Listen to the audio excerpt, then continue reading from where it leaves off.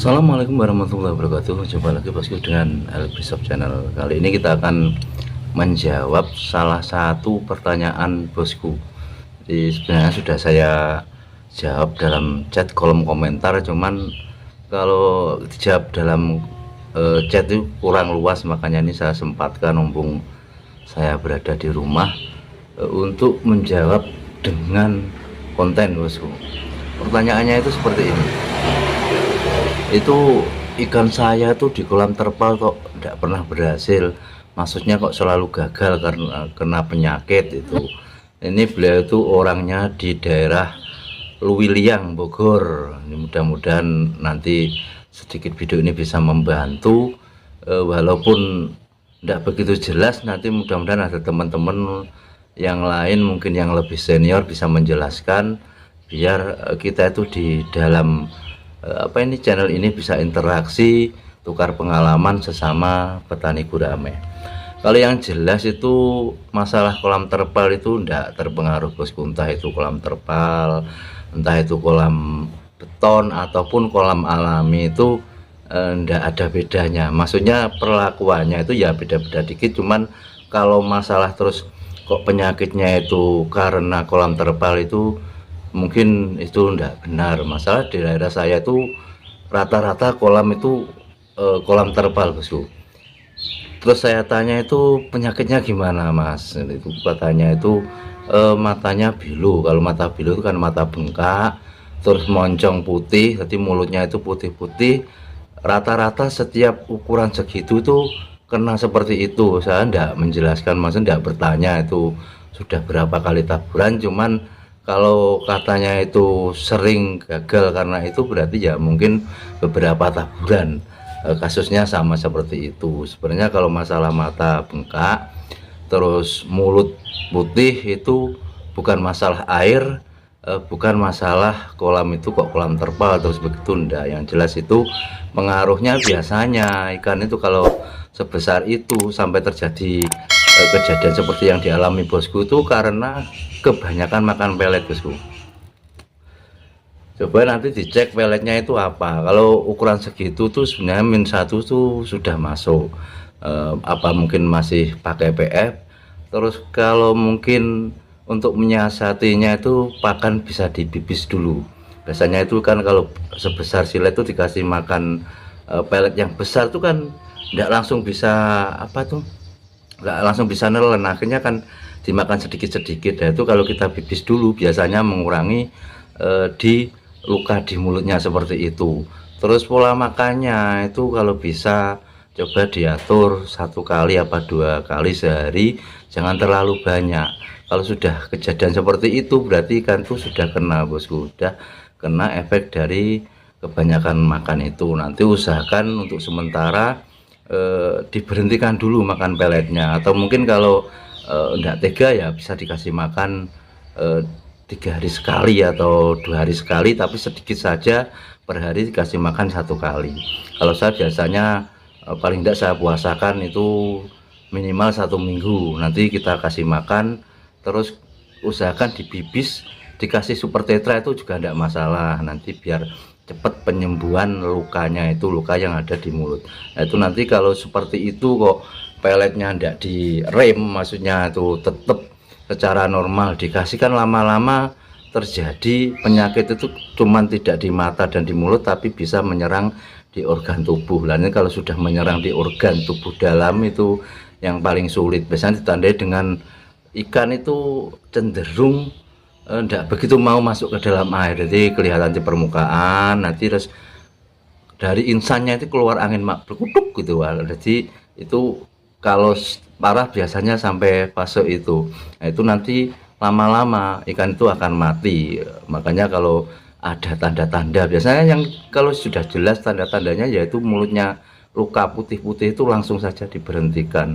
Kita santai saja, ndak usah dikejar biar cepat panen. Bagaimanapun itu mau digenjot ikan gurame itu jenis ikan yang umurnya itu di atas rata-rata, maksudnya tidak seperti ikan lele terus ikan yang lainnya. Jadi walaupun digenjot nanti paling tidak itu tetap 11 sampai 12 bulan panen kalau ukur tabur kecil. Jadi biasanya itu makannya itu yang banyak di setengah perjalanan itu baru bisa kita genjot. Jadi rileks saja, apalagi ikan itu masih sebesar bensol atau sebesar korek, yang penting makan itu aja bosku. Jadi tidak usah terlalu banyak kasih makannya. Kalau terlalu banyak biasanya ikan seumuran itu kalau tidak kuat seperti itu, matanya mendulu, moncongnya putih, itu bisa seperti itu. Tapi terkadang mata bengkak itu juga bisa pengaruh dari air. Nanti kita lihat kalau umpamanya mata bengkaknya itu sekilas gitu ya bosku, umpamanya habis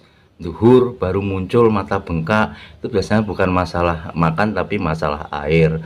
Nanti bisa disiasati untuk apa itu mengatur airnya biasanya. Tapi kalau di daerah Bogor, Luliang sana kan kemungkinan tidak terlalu panas, jadi pengaruh air atau ikan ngeropok di waktu kecil itu jarang. Kemungkinan yang saya prediksi dengan keterangan bosku itu, walaupun tidak begitu apa itu kan, kalau kita itu mau mendiagnosa sesuatu itu kan harus tahu secara detail sebenarnya ini kasih makannya berhari berapa, terus airnya gimana, tanda-tandanya seperti apa, itu kalau ingin detailnya. Cuman karena kita cuman mengira-ngira dari beberapa pertanyaan saya ke bosku seperti itu ya, cuman menganalisa, mudah-mudahan walaupun sedikit analisa ini bisa membantu untuk menjelaskan lebih rinci lagi nanti, daripada dijelaskan dengan chat saja yang jelas tidak akan bisa begitu paham.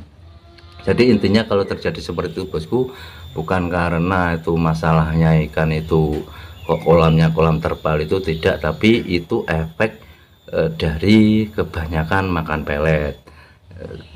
Yaitu nanti mengatasinya seperti yang saya bilang tadi, kalau memang sudah terjadi seperti itu, diberhentikan makan peletnya, atau nanti kalau tidak tega ya dikasih beberapa hari sekali pakannya. Kalau min 2 atau min 3 kebesaran atau min 1 bisa dibibis. Dibibis itu dimasukkan baskom, nanti dikasih air sedikit, biarkan air itu sampai habis dulu bosku. Nanti kalau sudah agak apa itu, kalau pornya kan keras itu agak gembur-gembur, airnya sudah nggak ada, baru dikasih makan. Itu lebih bagus lagi kalau airnya tuh dikasih super tetra, tapi tidak usah banyak-banyak. Umpamanya pakannya 1 genggam 2 genggam ya dikasih saja 1 atau 2, itu nanti bisa mempercepat pemulihan luka di mulutnya. Jadi kita memasukkan pakan, posisi ikan itu sakit, kita dengan cara memasukkan obat, jadi tidak sia-sia gitu. Kalau tidak dimasukkan obat ya mending dipuasakan saja, biar ikan itu bisa pulih kembali seperti sedia kala. Nanti kalau sudah tidak ada yang matanya bengkak atau mulutnya putih-putih, itu bisa normal kembali. Tapi biasanya itu kalau mata bengkak itu bosku itu agak lama, jadi tetap ada saja 1-2 seperti itu. Yang penting untuk yang bagian mulut tadi bosku, kalau sudah kering, tidak ada yang luka putih-putih, itu berarti itu sudah sembuh. Itu nanti bisa dikasih makan, cuman tidak usah terlalu banyak, jadi dikasih sedikit saja. Yang penting tetap makan pelet gitu aja. Jadi kalau kita itu budidaya gurame itu memang harus teliti bos, apalagi kalau ikan kecil itu perawatannya biasanya lebih intensif. Dari hal-hal yang tidak biasanya terjadi itu tetap ada tanda-tandanya, seperti tadi bosku bilang apa itu mulutnya putih-putih, itu sebenarnya bisa dijadikan tanda kalau ikan ini sudah tidak beres. Itu harus kita cari. Kebetulan itu pertanyaannya ke channel saya, makanya saya jelaskan dengan ini pengalaman saya. Nanti kalau ada teman-teman mungkin yang lebih tahu lagi, atau istilahnya itu urun rembuk lah, bisa membantu teman kita yang ada di Luiliang Bogor, biar beliau itu juga bisa berhasil budidaya ikan gurame. Intinya ikan gurame itu aslinya pemakan tumbuh-tumbuhan, jadi kalau kita mau memasukkan pakan yang full pelet itu tetap tidak kuat.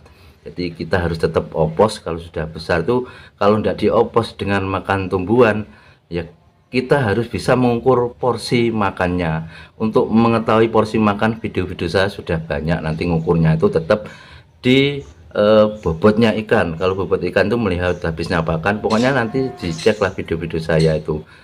patokannya 1% dari bobot ikan, ngitungnya tetap di habisnya pakan. Itu kalau sudah ikan itu besar. Kalau ikan masih kecil kita kira-kira saja, sekiranya itu nanti kebanyakan ya kita kurangi pakai perasaan. Itu sebenarnya dengan kebiasaan tiap hari itu kita bisa istilahnya belajar dari situ, bosku. Jadi mudah-mudahan sedikit video ini bisa bermanfaat, juga ada gunanya khususnya bagi saya sendiri dan umumnya bagi teman-teman semuanya.